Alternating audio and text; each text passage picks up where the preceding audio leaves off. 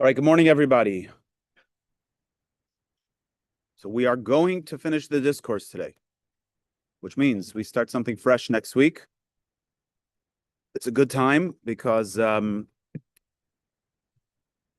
this week we will finish reading the Torah, and then we'll start again. It's a good time to finish and start and commit, all that good stuff. So before we do continue with the discourse, I want to talk a little bit about the holiday. So first of all, everybody who's got a bagel, we're going to make a blessing on the bagel and a blessing on the sukkah. All right? So let's say the blessing together. Baruch atah Adonai Eloheinu melech haolam hamotzi lechem min haaretz. Baruch atah Adonai Eloheinu melech haolam asher kidishanu b'mitzvosav v'tzivanu leishev basukkah.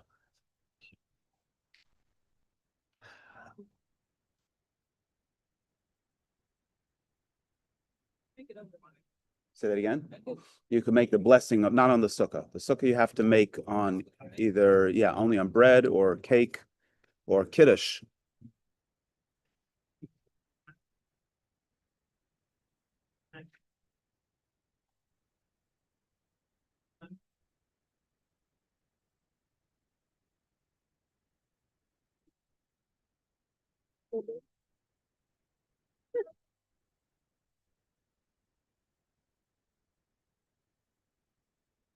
Okay, let's talk a little bit about the holiday. So we're sitting in a sukkah.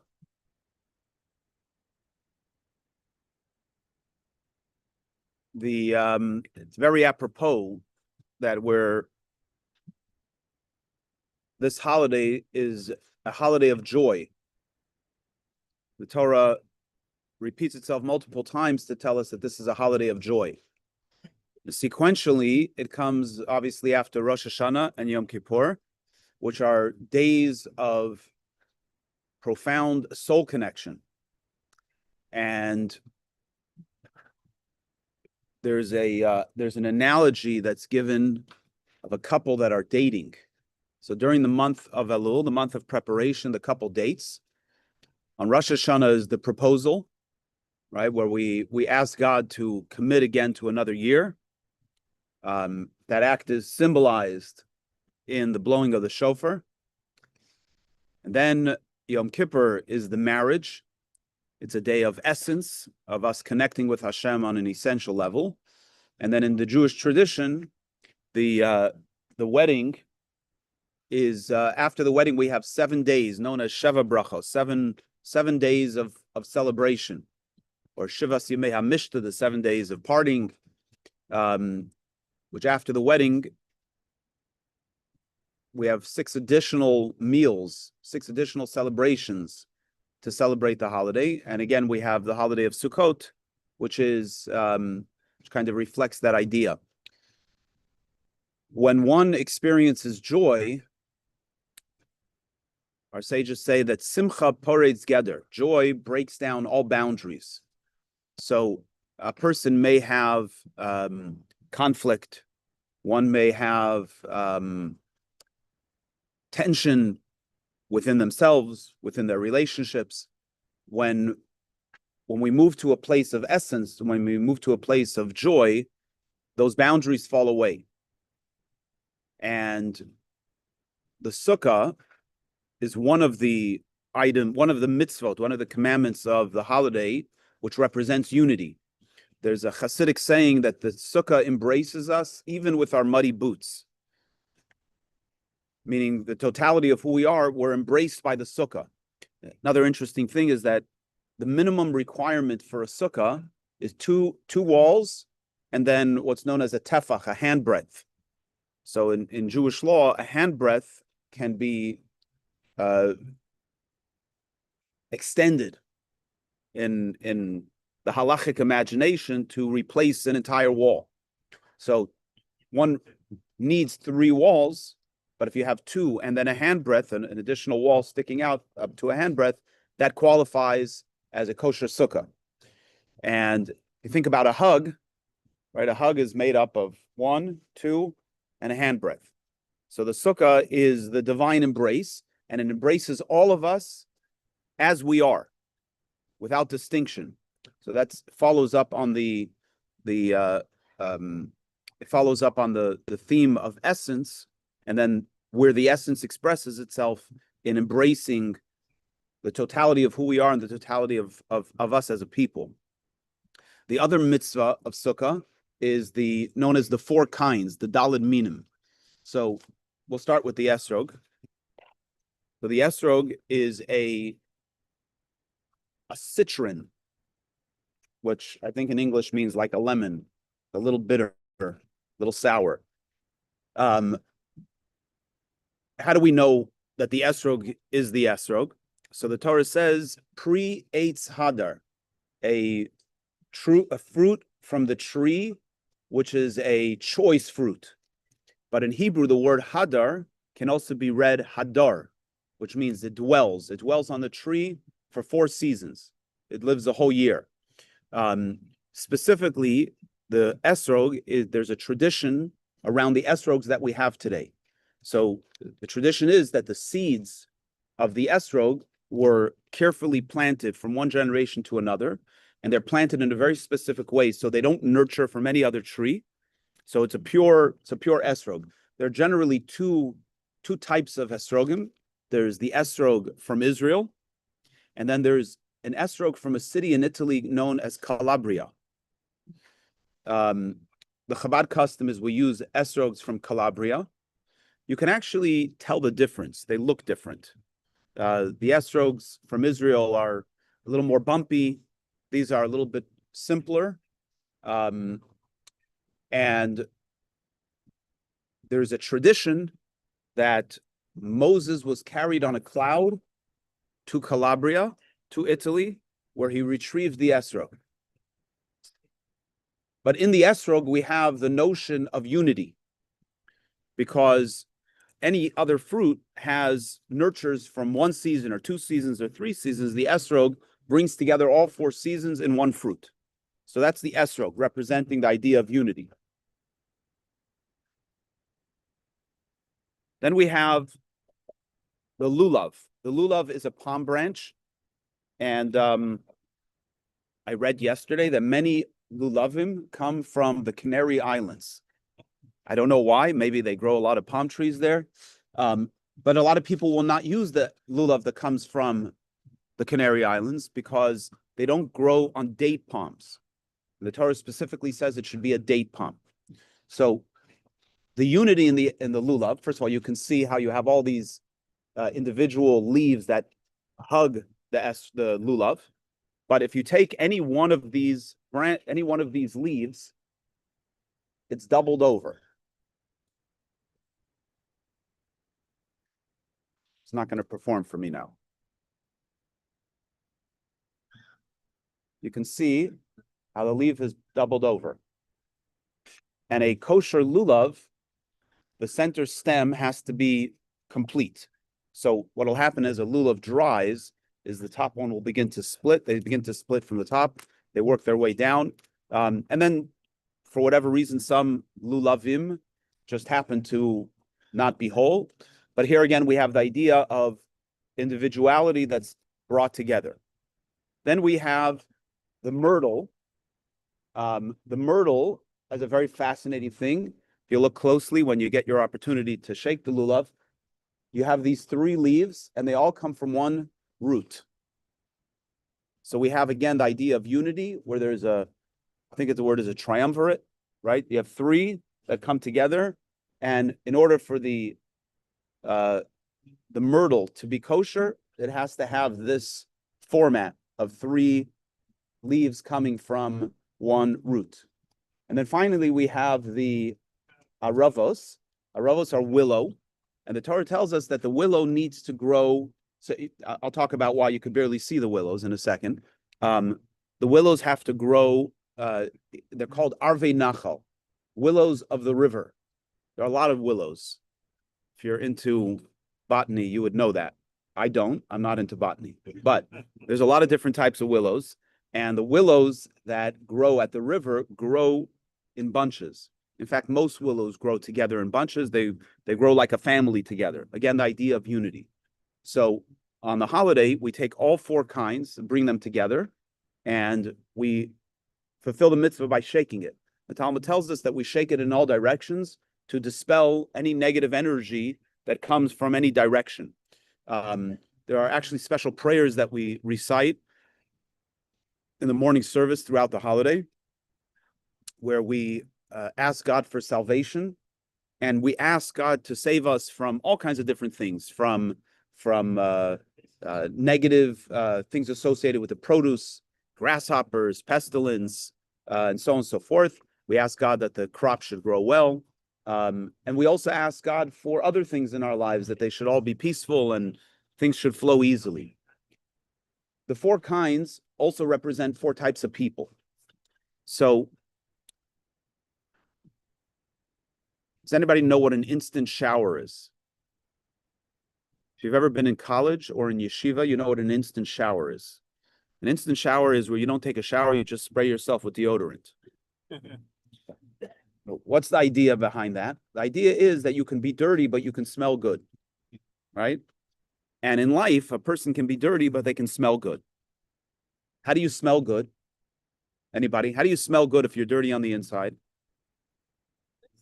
You're well dressed. That's good. What did you say? Right. French. How do you French? I'm sorry.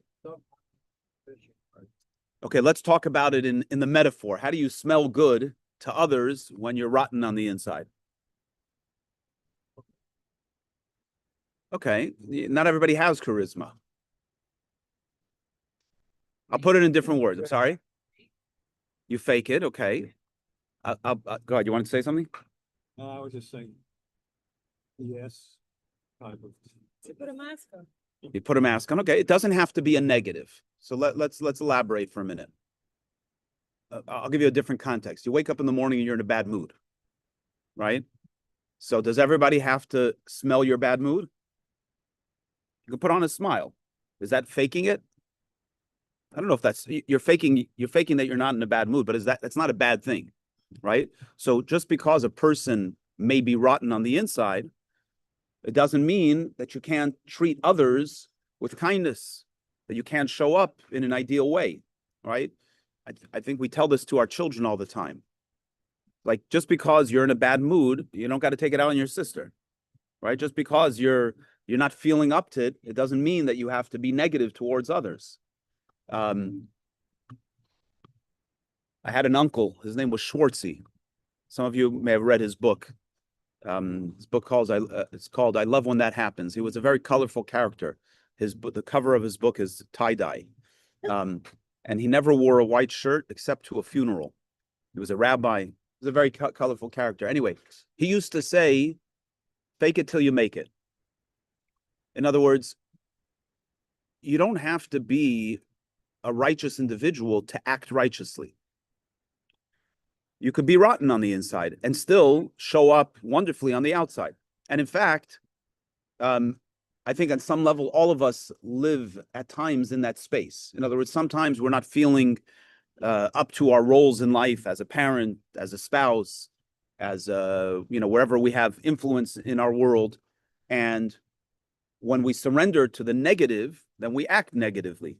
But if we recognize that even if we're feeling negative on the inside, and even if we're not at the level that we want to profess, if we still act that way, that's a good thing, right? So our goal is to strive to not have BS, to not fake it. The goal is to try to, as the Mishnah says, that the outside should be like the inside. But that's a lifelong journey, and some of us never make it there.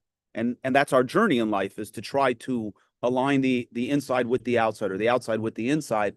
And we may or may never get there, but that's our journey in life, is to show up in action. We've discussed many times that the soul has three garments: thought, speech, and action. It doesn't say the soul has good emotional characteristics as a garment. We may have negative characteristics, but the way we show up on the outside, we're in control of. Not only on the outside, but even inside of ourselves, right? How we think. There's a whole world of positive thinking. I think it's from Eckhart Tolle, the idea that we can think positive, we can think ourselves into a positive outcome, even if we're not really there. We live in a world today that's, filled with anxiety and stress and so on. And if we surrender to that, that's how we're going to look on the outside too. But if we say that might be something that's going on the inside, but on the outside I can show up differently, we can do that. Okay. So the first thing is smell. Smell represents action predominantly. How do we show up in the world? Then we have taste. What does taste represent in this context? Don't be shy. Okay, go further. What does taste represent? If smell represents how we show up on the outside, what does taste represent? Essence. How we are on the inside, right? How we are on the inside. So on the inside, when we have good taste, that means the inside stuff is good. Our characteristics are good. Our qualities are good. It doesn't mean that just because we're good on the inside, that we show up on the outside that way. Right? So sometimes we could be good on the inside, but we're not really willing to go the extra mile to show up on the outside that way as well. So taste represents content. Smell represents action. In our relationship with God, taste represents Torah, right? We study Torah, we bring it inside. And the mitzvah, the commandments, is how we show up on the outside. We get that? So now we can talk about the four kinds. An esrog has taste and it has smell. So it represents a person who has Torah study, Torah knowledge. They're good on the inside and they smell good on the outside. Their actions show up consistent with how they are on the inside. The lulav comes from a date palm. Dates have taste. They don't really have smell. So that represents a person who has Torah knowledge. They may be a scholar, but they don't necessarily show up in action. The myrtles have smell, but no taste. So that represents the person who shows up in action, but doesn't necessarily have the content. And then the willow has neither taste nor smell, and that represents the person that's incomplete in both content and in action. The law allows for, we're required to have 2 willows, but only 2 willows. We're not allowed to have more than 2 willows, but we can have as many myrtles as we like. I happen to have 36 willows. And the Chabad custom is, 36 myrtles, thank you. And the Chabad custom, so let me say that again, so I get it right. Only allowed to have 2 willows, but you can have many myrtles. And the Chabad custom is that we actually hide the myrtles. No, we hide the willows inside the myrtles. Thank you. See how much my botany is in line here. So we hide the willows inside the myrtles to represent both an embrace of the myrtle, willow, the embrace of the willow, and the idea of influencing the willow. And the idea is that we take all of these 4 kinds and we bring them together, and that's how we make the blessing. And if you're missing any one of them, you can't make the blessing. Another interesting thing is that when we take these 4 kinds, we take them in the sukkah, and after we make the blessing, we bring it to our heart. Every time we shake it, we bring it to our heart. So the idea is that Rosh Hashanah, Yom Kippur, as we mentioned earlier, are days of essence, of essential connection. We enter into the sukkah. The concept, we've been studying a lot about the idea of Sovev Kol Almin, how God encompasses the world. And the upside of an encompassing energy is that it's very powerful. That's why it's encompassing. It's because it cannot be internalized. So it only surrounds us. That's true with everything in life. Anything that surrounds us, the reason why it surrounds us is not inside of us is because we can't take it in. But we do this in the sukkah, which surrounds us. So it represents an encompassing energy. And then we take the lulav and the esrog, we take the 4 kinds, and we bring it to our heart to take this encompassing energy and to bring it inside of ourselves, to bring it into us. Yes. I'll try. You can also come a little closer. We've got a lot of competition today.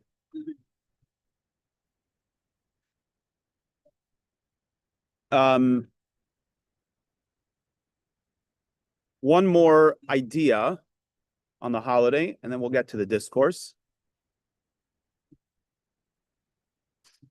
So tomorrow evening begins the festival of Shmini Atzeres, Shmini Atzeret.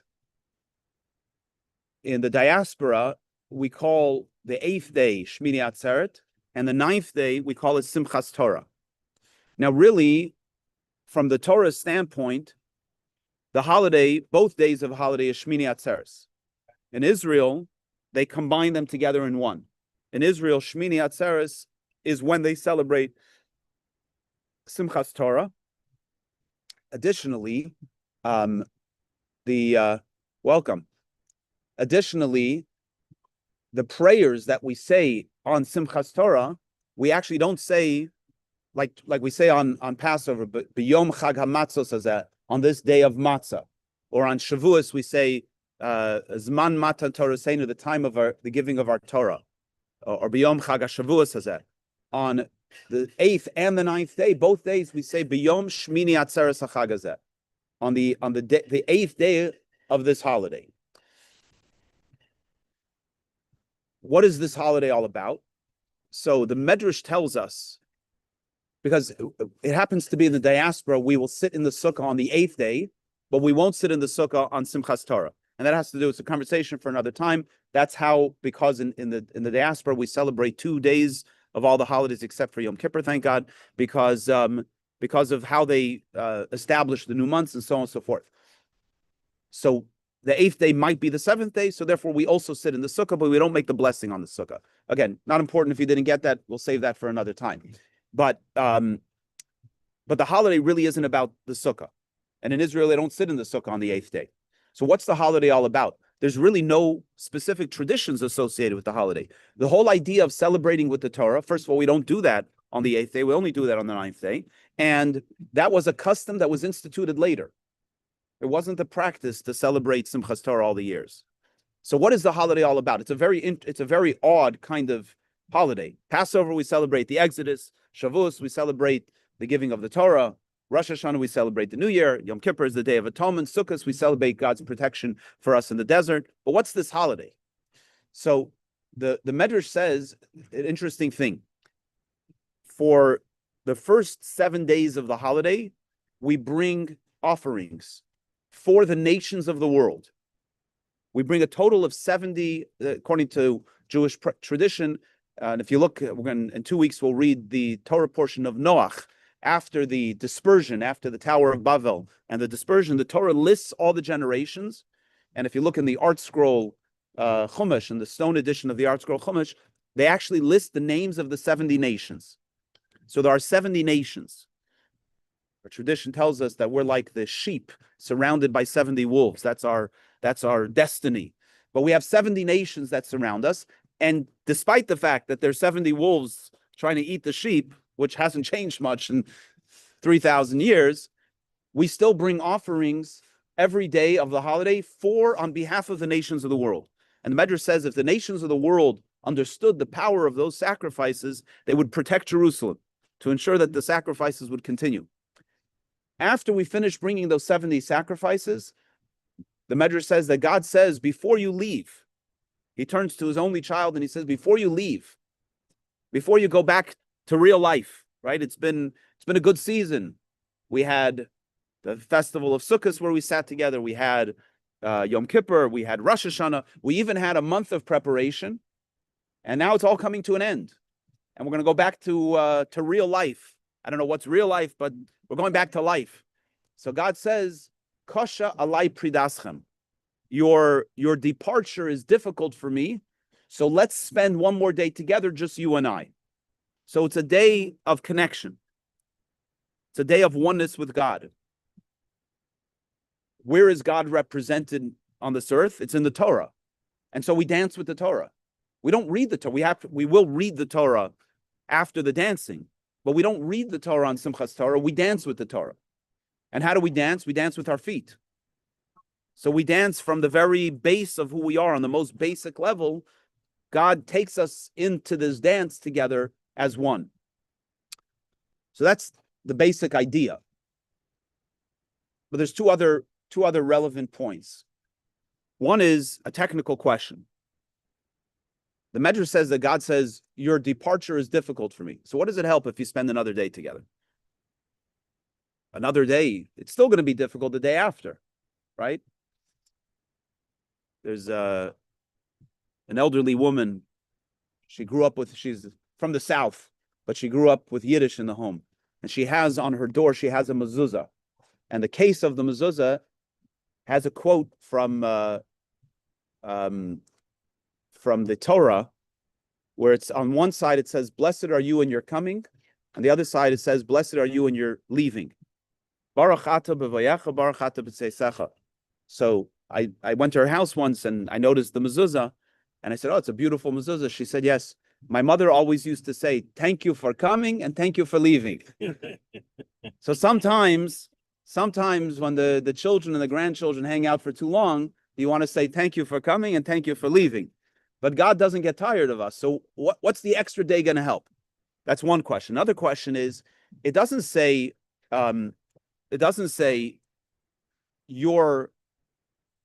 our separating is difficult for me. It says your separating is difficult for me. Why is that? So I heard a beautiful teaching. It goes like this. God is saying your separation, you, my children, when you are separated from each other, it's difficult for me. Come on in. Your being separate from each other is difficult for me. In other words, when we don't get along, God says, it's difficult for me. God wants us to get along with each other. So the extra day of holiday, after we've been involved in all of this wonderful spiritual service, this extra day of holiday is for us to recognize the bond that we have with each other, the connection that we have with each other, so that when we return to the mundane life, we don't lose the connection. Right? Where there's no other traditions except to be connected. And one final teaching connected to this is the word atzeres, Shmini atzeres, or atzeret, means to capture or to absorb. So if you think about the energy of the whole season, 51, 52 days, right? All of this powerful energy. It's such a gift. I was listening to a podcast last night. You know, everybody's getting a little bit ahead of themselves, but hopefully it's all going to work out. You know, the war coming to an end and the hostages being returned. And so everybody's already looking back, right? What's this all about? When is Monday, Sunday? Tonight, in the diaspora, late tonight, yeah. So this fellow was saying the Jewish culture, the Israeli culture, it makes no sense to the rest of the world. It's such a strange thing. Here we have a country that's constantly at war, constantly struggle, the people that are traumatized from thousands of years of history. And yet, there is an annual study that's done on the happiest nations in the world, and Israel always ranks near the top, the fifth, the fourth. It makes no sense. So he said, the reason is because the average Israeli family has, I think it's 3.25 children.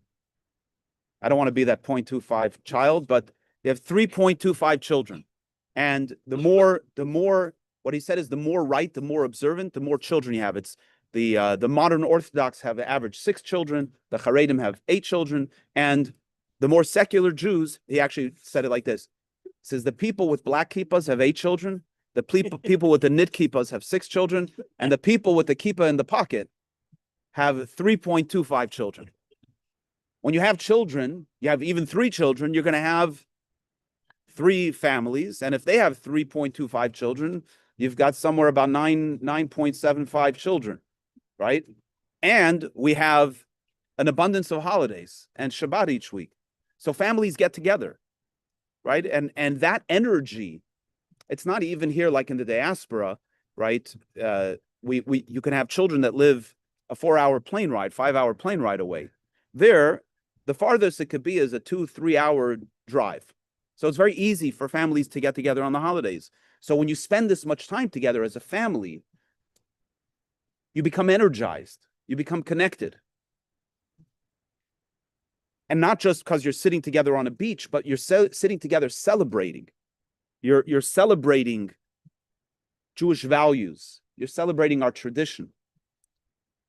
So if we think about the energy of the last 50 days, and Shmini Atzeres will be, I think it's 52 days, a lot of energy going on, especially as we've been studying in the various different teachings, the energy of the month of Elul, the energy of Rosh Hashanah, Yom Kippur, Sukkot, the encompassing energy.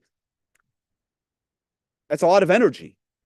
Where do we put all that energy? So the word Atzeres means to capture, to absorb. And it's a day that has no other traditions other than to absorb and download this energy, to really internalize it. There's a fellow I spoke to on Friday who was going through a very difficult time legally. And I'm encouraging him, to stay positive and so on. And I said, you got to dip into your soul. You got to dip into your soul. Like, let your soul energize you. So he said, how do I do that? How do I energize? How do I feel the soul? Because I think we also have this notion, like, if I feel my soul, like it's going to be all encompassing and it's going to be like this transformative experience that I'm going to feel all the time. Experiencing the soul is a momentary experience. We only have Yom Kippur one day a year because we can't be in that space. That's not the reality of human life, to be that deeply connected in a constant way. If you want to feel that energy, you got to pause. My suggestion to him was to go into the sukkah, where we're surrounded by this embrace of the divine, and to close his eyes and empty his mind and empty his heart of any distractions, just for 5 minutes, and just try for a second to let your soul talk to you, to let your soul express itself. And that's all it takes, is if we can experience that for a moment, for a second, it can energize us for an entire year. That's the power of the soul. So Shmini Atzeres is a holiday where we absorb all of the energy of the season, we bring it in, and in a sense, there's no greater place to do that than when you're dancing. You're dancing with the Torah. You release distractions. I think I mentioned this last time. If you're in a bad mood and you start dancing, you're going to get into a good mood. Why? Because the soul opens up. It releases an energy that overwhelms and washes over all of the negativity. So Simchas Torah is a time to Shmini Atzeres and Simchas Torah. These are days that we download and absorb all the energy of the season. Any questions? Okay. Yes. When do we dance? So we dance. There'll be no mariachis at Simchas Torah, but we have plenty of singing. So the tradition is, in the diaspora, we will dance tomorrow night in solidarity with Israel. It's not as elaborate, but in Chabad we don't do anything halfway. So no music. No, you got to make your own music. And then Tuesday night, no pumped music. It's all vocal. Tuesday night is the main festivities of Simchas Torah.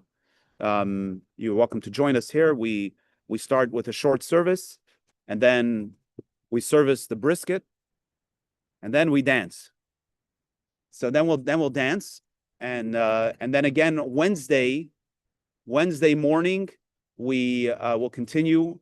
We have morning services, and then during the services we dance again, and then we will then we read the Torah, conclude the reading of the Torah, and then we roll the Torah to the beginning, and we start anew. You can dance with a cane too. The highlight is always dancing on the belt line. Well, at one point we'll take the Torahs out onto the belt line, and we'll dance on the belt line. And tomorrow evening at 6:30, and then Tuesday at 7:30, and then Wednesday at 10 a.m. Okay. Any other questions? besides the mariachi band?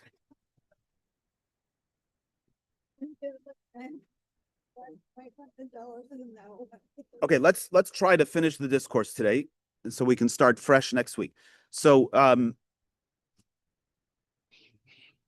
again, the premise of this discourse is the commandment in the Torah: you shall know today and place it to your heart that Hashem hu ha-Elokim, that Hashem is Elokim.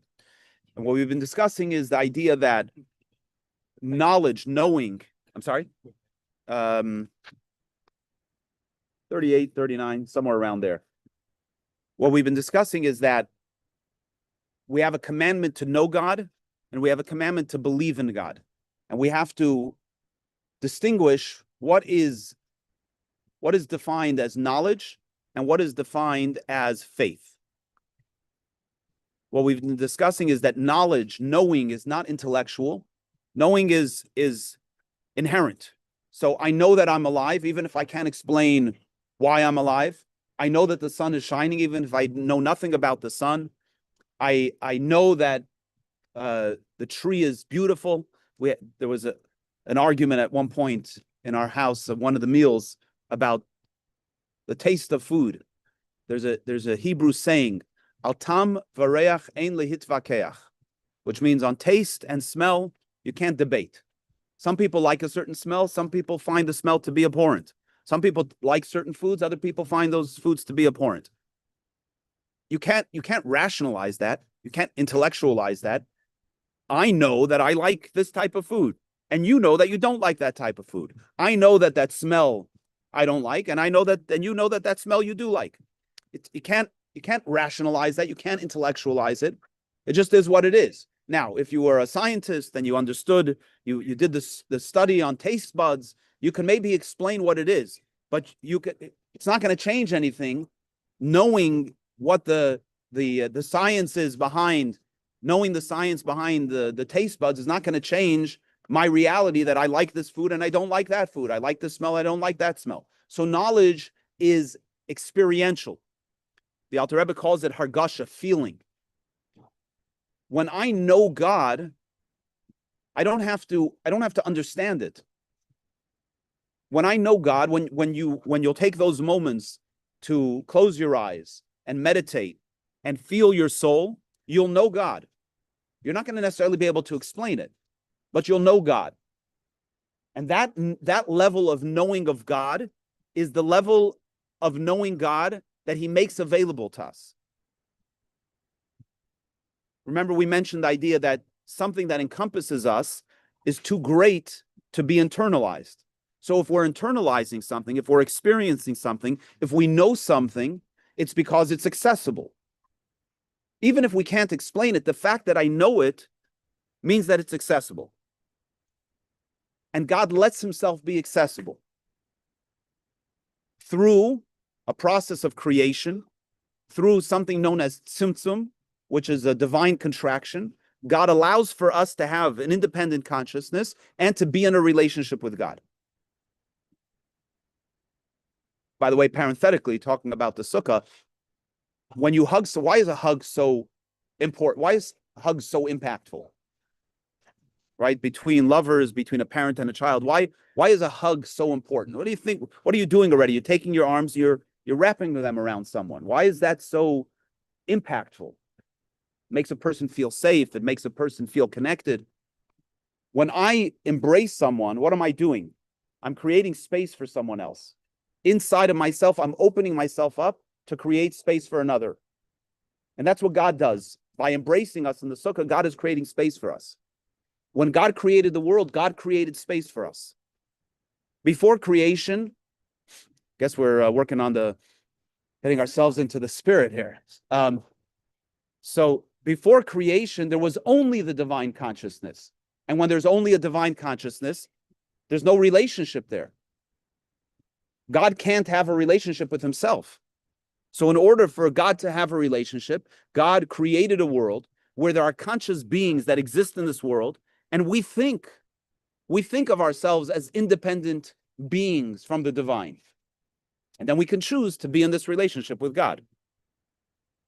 But the only way we can possibly be in a state of self-consciousness and then choose to enter into a relationship with God is if we don't experience God in a revealed way. Because otherwise we wouldn't be able to internalize it. We would be awash with the divine presence. So when we talk about knowing God, we're talking about knowing the dimension of God that's accessible to us, that's within our consciousness, that's within the created world.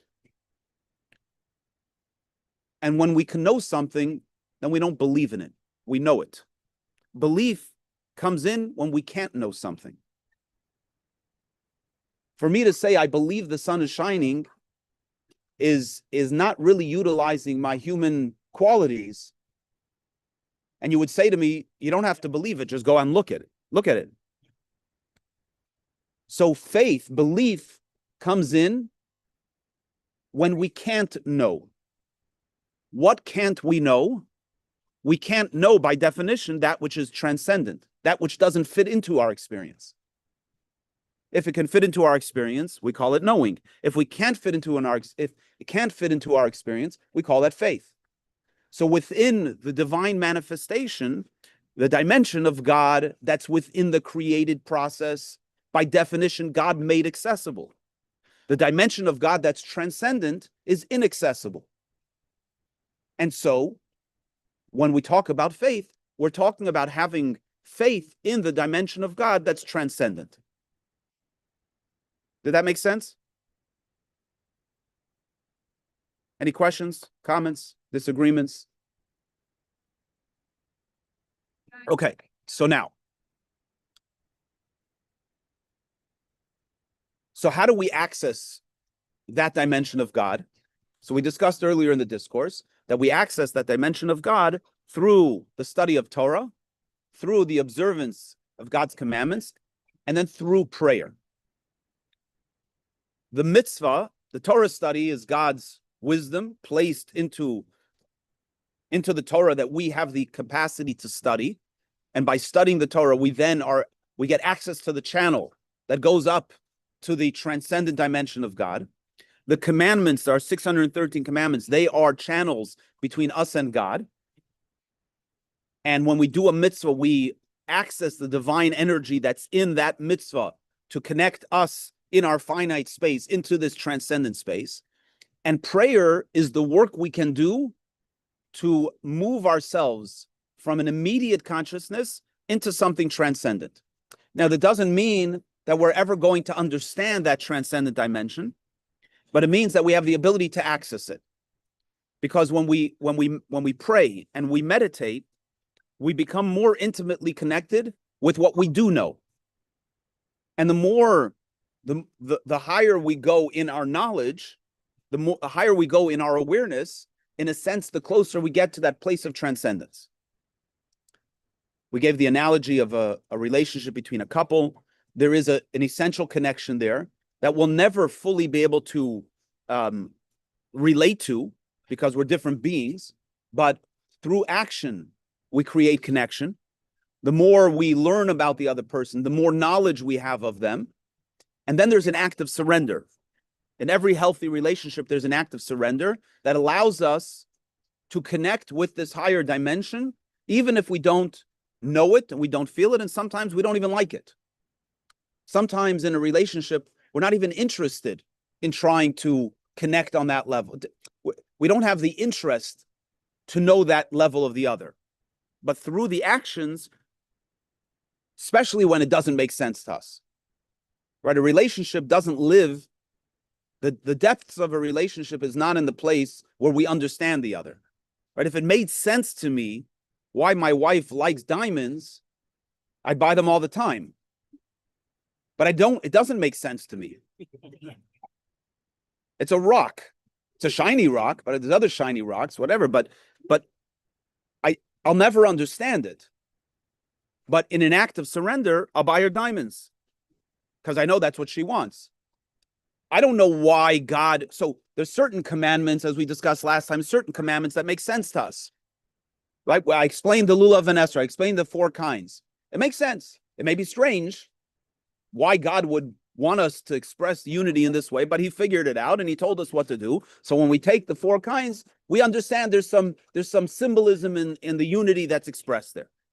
We could understand that placing a mezuzah on the door brings divine protection. But there are other commandments that make no sense. And in fact, I'm not saying they make no sense. The Torah says they make no sense. Well, I shouldn't call them that they don't make sense. The Torah tells us that they're beyond our comprehension. They're divine decrees. But when I do those commandments because God wants me to, what dimension of God am I connecting with? Not the dimension of God that's within our consciousness. I'm connecting with the dimension of God that's above our consciousness, by definition. Because if it's within our consciousness, I understand it. I enjoy it. If I'm doing a mitzvah that's beyond our consciousness, because I don't understand it, I'll never understand it. So my act of doing it is in order to connect with God in this transcendent way. Since you pray method with the mitzvah, the action, you enter that transcendence, which is the frequency. You don't enter the transcendence, you download the transcendence.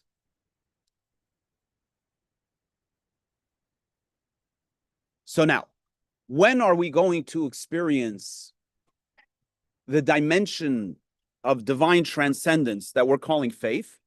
So we discussed at length that will take place in the Messianic era. The Messianic era, so just to qualify that, so we have Mora,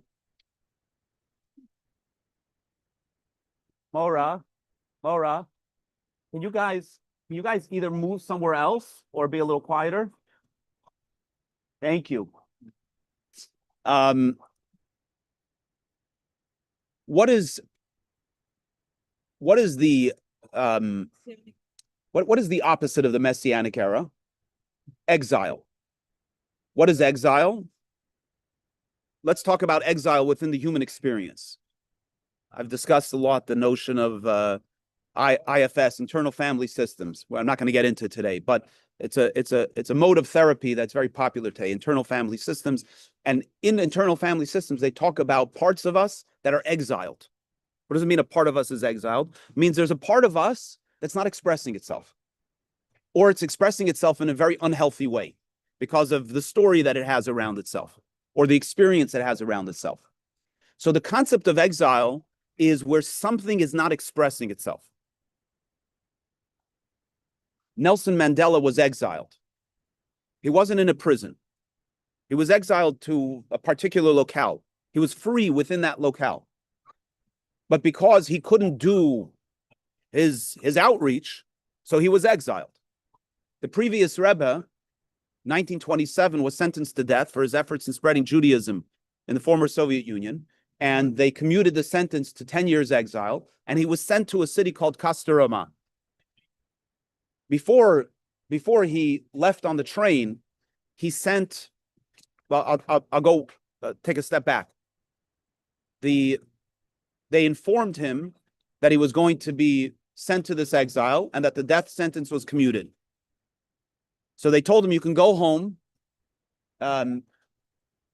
meet with your family, say goodbye, come to the train. The train is going to leave in this and this time. So he said to them, when is the train going to arrive in Kosteroma? So they said it's going to arrive Saturday afternoon, on Shabbos afternoon. So he says, I'm not going. Do you understand that any one of those guards could put a bullet in his head in a second? His life was in danger. He had it's an interesting thing. If a woman gives birth, I don't mean to offend any doctors, but if a woman gives birth and the hospital will let her leave on Shabbos, like her time in the hospital has ended, she's allowed to drive on Shabbos home. Why? Because hospitals are dangerous places. They're places for healing, but staying beyond the time that you need to heal, there's all kinds of potential for contracting all kinds of negative things. So a woman's allowed to leave on Shabbos because her life's in danger, right? The previous Rebbe's life was in danger. But he said to them, I'm not traveling. So they said, if that's the case, you'll have to stay in the prison until Sunday. So he said, okay, so I'll stay in the prison until Sunday. And this is a place where they beat him. They tortured him. He suffered the rest of his life because of it. So what is that all about? Because he didn't want to be exiled inside of himself.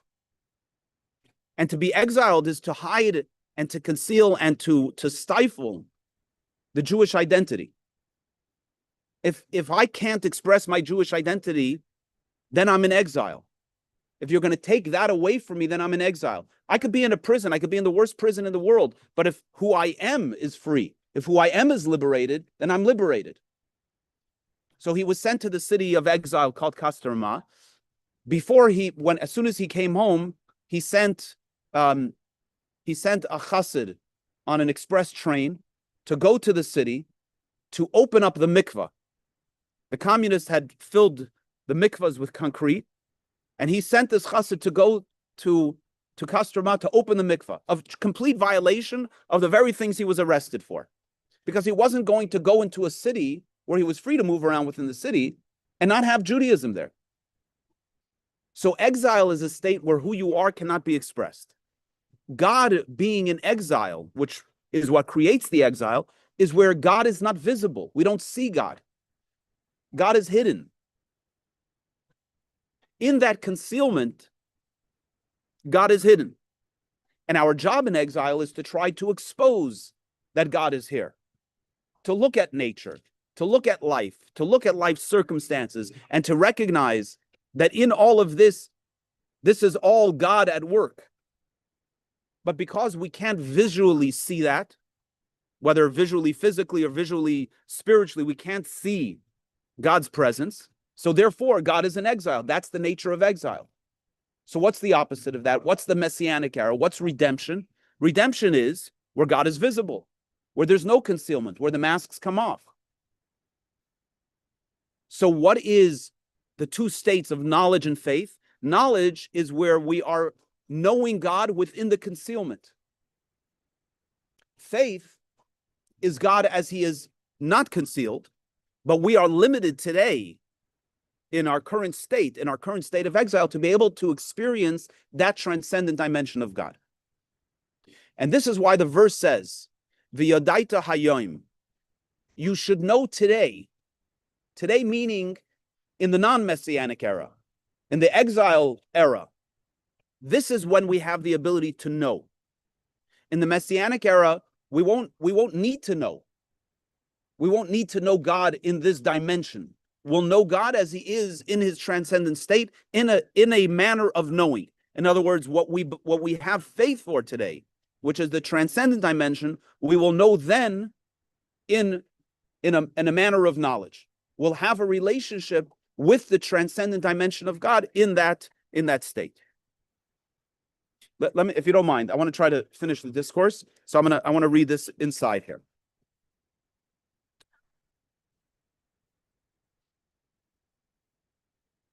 Let's look at the bottom of 38.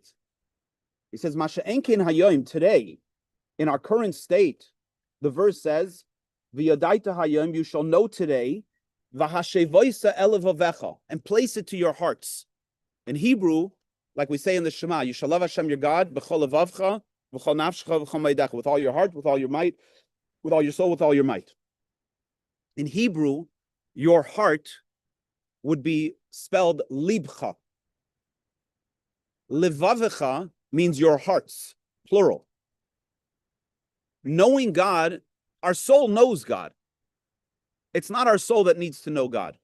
It's our animal soul. It's our body that needs to know God. So the instruction is, you shall know today and place it to your hearts, plural. Place it to your hearts, that not only your godly soul will know God, but your animal soul will also know God. In other words, when we talk about knowing God in a conscious way, we're talking about experiencing God in our body. That comes through this effort of prayer, of Torah study, of mitzvah observance, that we're able to actually experience God not only in our soul, but also in our body. That's what he says. Place it to your heart, with both of your inclinations, both of your souls. Where does this show up in life? It shows up when we hold ourselves back from doing something that God doesn't want us to do. And it shows up when we do something for the sake of God. This is called subduing and transforming. When we hold back from doing something that God doesn't want, we are subduing. We're subduing the animal nature. And when we take the physical world around us and we use it in the service of God, that's called transforming. 39. Shahayoim, today, in exile, we have the capacity to draw down this transcendent dimension of the divine. How do we do this? Al yedei v'hayu hadvarim ha'ela asher anochi misha anochi mitzavach hayom sha'atayr v'amitzvos hem b'chinas soiv v'kalam. The verse continues. How do we do this? By placing to our heart that which I command you. It doesn't say that which God commands you. It says that which I command you. Who's I? I is God himself. When you use a name, you're already defining the person by a description. When God uses the word I, God's names we're not allowed to say unless in the context of prayer. But I, we can say, because I doesn't have any definition to it. It's just essence. So you shall place to your heart that which I command you today. That God himself commands us to fulfill these commandments. That's our act of surrender. And the I that's commanding us is the dimension of God that's transcendent. Top of 40. And through this, v'yodaita hayoim ki havayu elikim, havayu b'chinas gilu elikim b'chinas hester v'tzimtzum, ki k'moishe yesh b'chinas hester v'tzimtzum b'chinas ma'alekam b'chinas aliyas v'yiridis v'izmanim eschalfim kanal kach yesh b'chinas soiveklam b'chinas havaya zeh gilu b'chinas elikim hane hester v'tzimtzum b'zgaber zelu mazeh. I just read everything on page 40, which I'm going to explain to you what that means. So generally we have two names of God.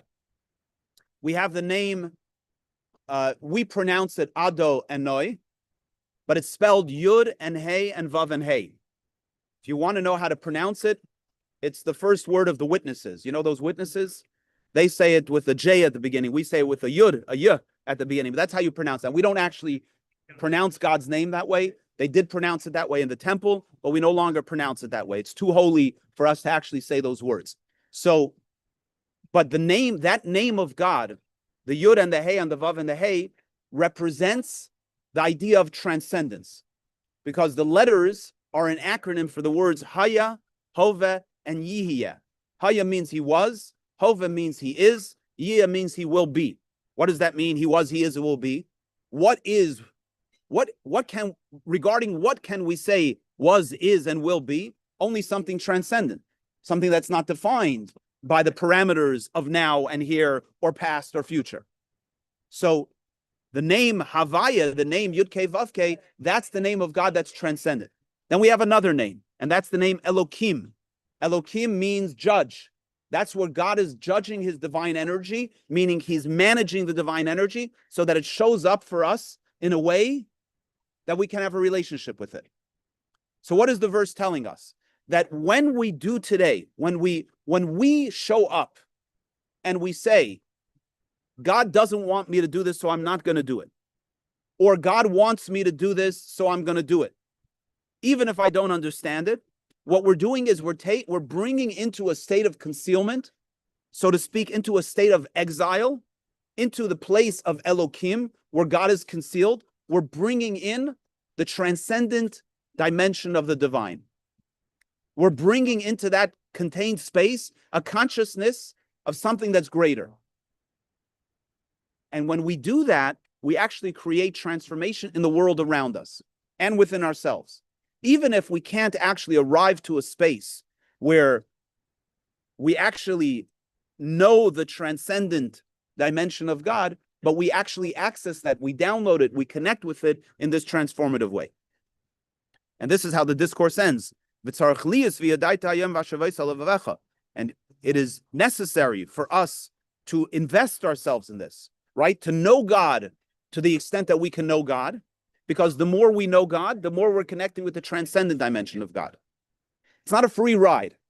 Maybe on Yom Kippur you could have a moment of experience of essence, but our work throughout the year, you got to do the work.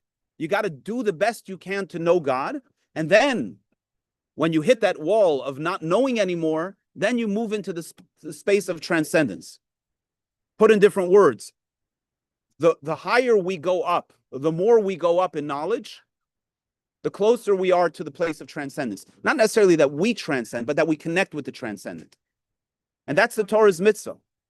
This very seemingly abstract commandment is very practical. You should know today and place it to your heart that Hashem is Elokim, because the reality of God in concealment, there's not two gods here.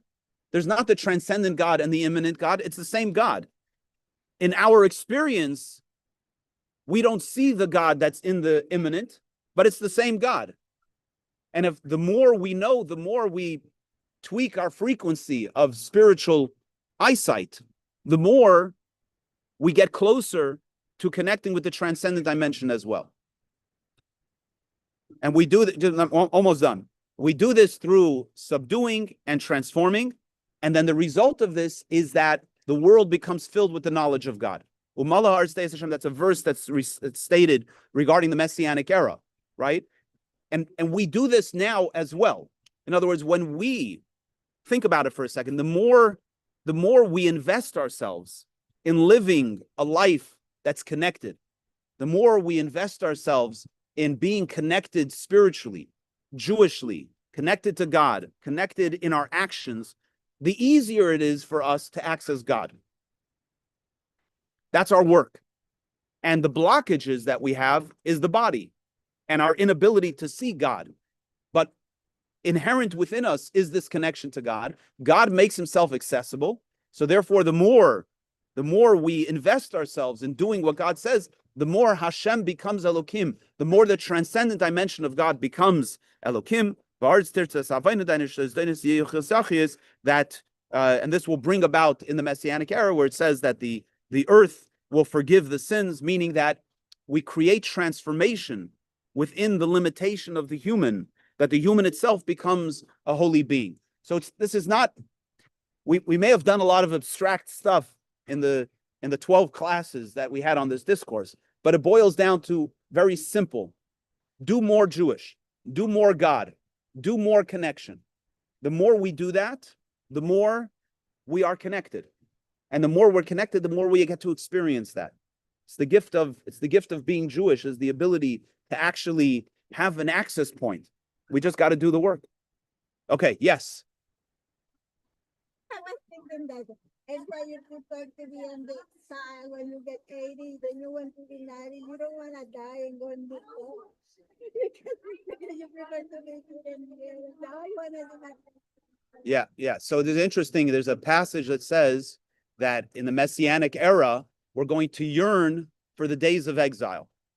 Why? Because in the Messianic era, once you're in the space of divine consciousness, you can't do work anymore. There's no more work. So we still are ready for the Mashiach to come, but at the same time, we can recognize that now is the time that we have the opportunity to do the work, to do the heavy lifting, and to create that transformation. Okay, I invite everybody to come. We'll do a blessing. If you did not make the blessing yet this holiday, you're going to say 2 blessings. If you already made the blessing, you say 1 blessing. You're going to start with the lulav. We'll put the esrog on the second blessing. You'll bring them together, bring it to your heart, and shake it in all directions. Okay? L'chaim. New discourse next week.